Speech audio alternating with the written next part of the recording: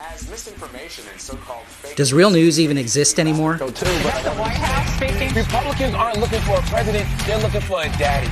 Democrats in Congress who'd rather grandstand. But you're basically saying the flag represents evil. It is a terrible, absolutely ridiculous way to run a government.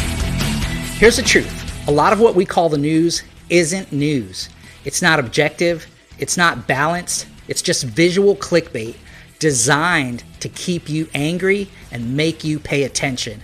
And the worst part, it's working.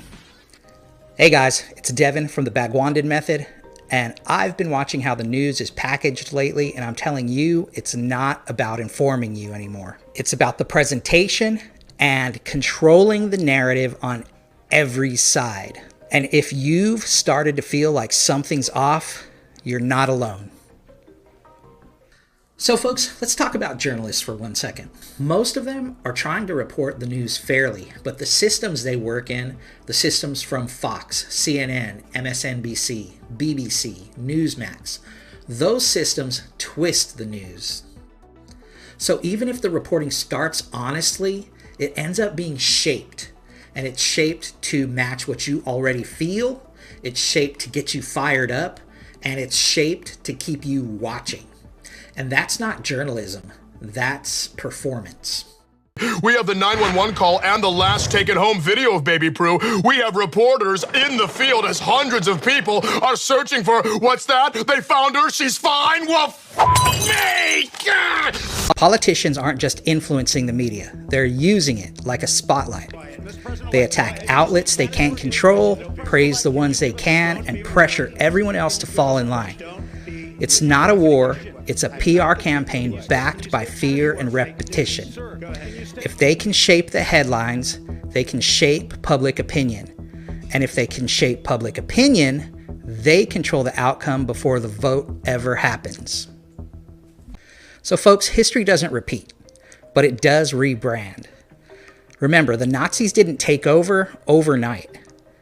It all started with narrative control, with propaganda, misinformation, and enough noise to bury the truth.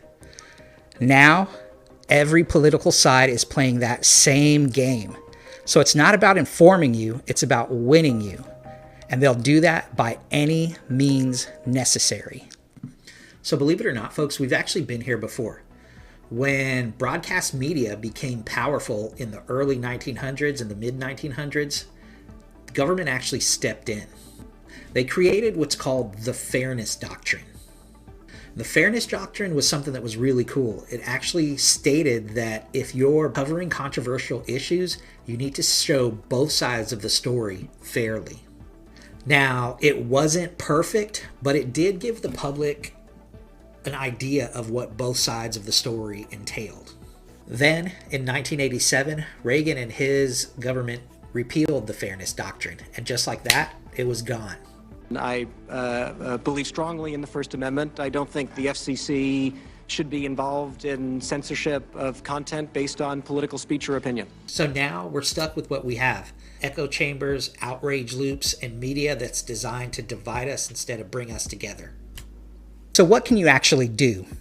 First, stop pretending that the news is neutral.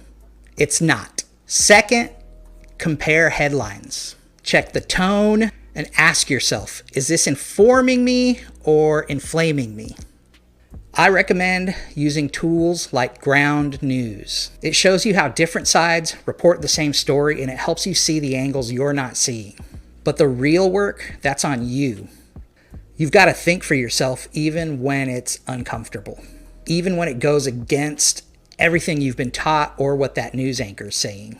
Because awareness doesn't just happen, it's something you've got to choose to do for yourself every day. Look, I don't claim to have it all figured out. I'm learning as I go. So maybe this video helped you see something you haven't noticed yet. If it did, cool. If not, I think that's even better because I want to talk about it. All right, y'all. Once again, I'm Devin from the Bagwanded Method, and I hope you liked this video. Do me a favor, like, subscribe, comment, all the clicks. You know what the drill is. And if you missed my last video on Guyana and why it's the most important country you've never heard of, do me a favor, go check that out. See you soon.